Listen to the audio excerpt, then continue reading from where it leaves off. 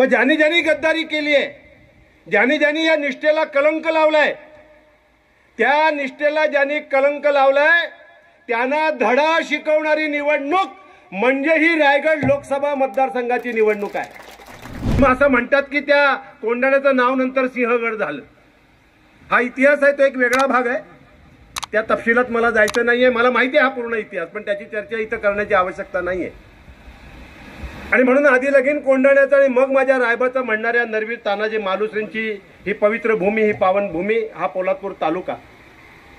आणि तेवढ्याच करता मी आता तशीच निष्ठेची लढाई या 2024च्या निवडणुकीमध्ये आपल्याला लढायची आहे। नरवीर तानाजी मालुसरेंच्या भूमिकेत लढायची आहे। लढायची ना?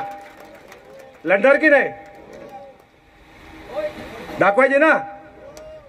मग ही निष्ठेची लढाई आपल्याला लढायची आहे। आणि ज्यांनी या नरवीर तानाजी मालुसरेंच्या या भूमीला, ज्यांना अख्खा महाराष्ट्र नव्हे सारं जग एक निष्ठावंत म्हणून ओळखतं, त्या नरवीर तानाजी मालुसरेंच्या निष्ठेला ज्यांनी कलंक लावलाय, लावला ना कलंक? कुणी लावला माहिती आहे ना तुम्हाला? नावं घ्यायची गरज आहे का? नावं घेण्याची आवश्यकता आहे का? मग गद्दार शिवसेनेचा असो, गद्दार राष्ट्रवादीचा असो किंवा गद्दार शेका पक्षाचा असो, बरोबर ना चांदे? मग ज्यांनी ज्यांनी गद्दारी केली आहे, ज्यांनी ज्यांनी या निष्ठेला कलंक लावलाय, त्या निष्ठेला ज्यांनी कलंक लावलाय त्यांना धडा शिकवणारी निवडणूक म्हणजे ही रायगड लोकसभा मतदारसंघाची निवडणूक आहे।